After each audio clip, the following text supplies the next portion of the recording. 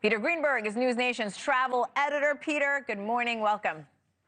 And good morning. First, let's start with the new seating policy for Southwest. How do you think it's going to affect consumers and, of course, prices? Well, listen, they're going totally off-brand for the first time in more than 50 years of their existence. They're getting rid of open seating. They're putting in premium seats in the front of the plane, not first-class seats, but more legroom seats in coach. And then, of course, no more open seating, meaning assigned seating for the rest of the plane. This is a major culture change for Southwest, but it's being driven by what thing? They've got to generate some revenue. You may remember that Southwest distinguished themselves among all the other airlines for not charging passengers to check 2 bags. When they did that, Wall Street was not happy. They claimed that Southwest was leaving a lot of money on the table, but their then CEO said no. So many other airlines are nickel and diming our customers that if we do this, they'll come and fly with us. He was right. But now we're not in an era of CEOs anymore. We're in an era of CFOs, and they've got to generate revenue. That's going to happen with new seats, new spacing, and new prices. So if you want to sit in the front of the plane with a little bit more legroom, be prepared to pay up. And there are no more A, B, and C boarding possibilities. It's all going to be assigned seating. Do we have a timeline on when this will start, Peter? First of all, they've got to reconfigure the planes and install the new seats. We may see that by the 1st of next year. It's going to take a while to do the entire fleet.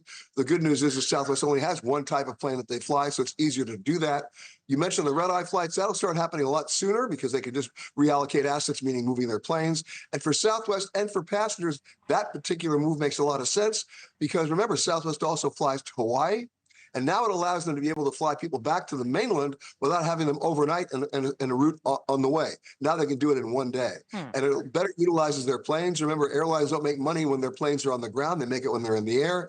And that'll be a good thing for everybody.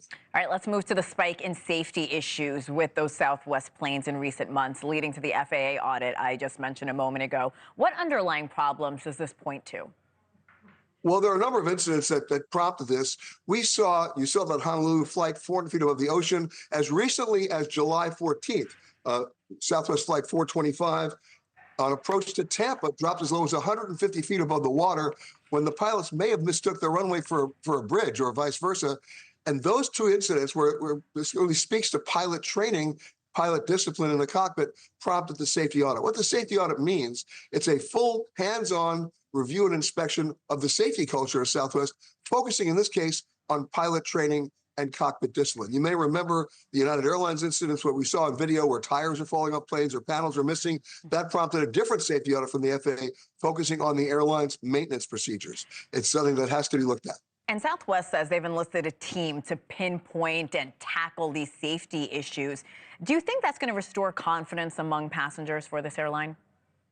Well, the good thing about Southwest, and this is how they distinguish themselves from all the other airlines, they've only flown one type of equipment since they started the airline, which means the pilots are only trained on one kind of equipment, the maintenance guys are, the people on the ground who push and pull the planes, everybody.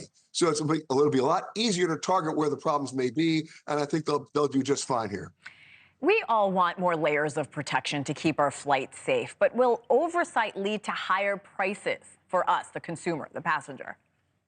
Well, remember, we just had the passing of the FAA reauthorization bill, which gave the FAA the financing and the resources to hire more inspectors. It all gets down to oversight and inspection. You can talk about any airline you want, but it has to go back to the FAA doing the job they were supposed to do in the first place.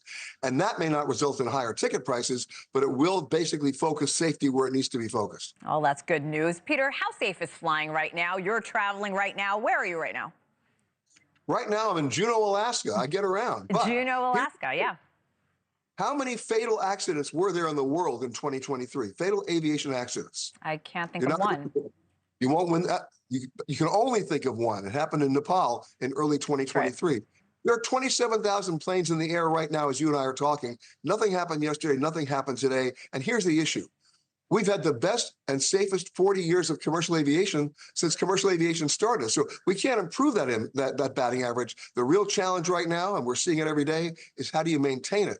And until the FAA steps up and does more inspection, and it's cost internal as well as the airlines and the manufacturers, that's still going to be a challenge. Thanks for watching. Go to joinnn.com to find NewsNation on your television provider. And don't forget to click the red subscribe button below to get more of NewsNation's fact-driven, unbiased coverage.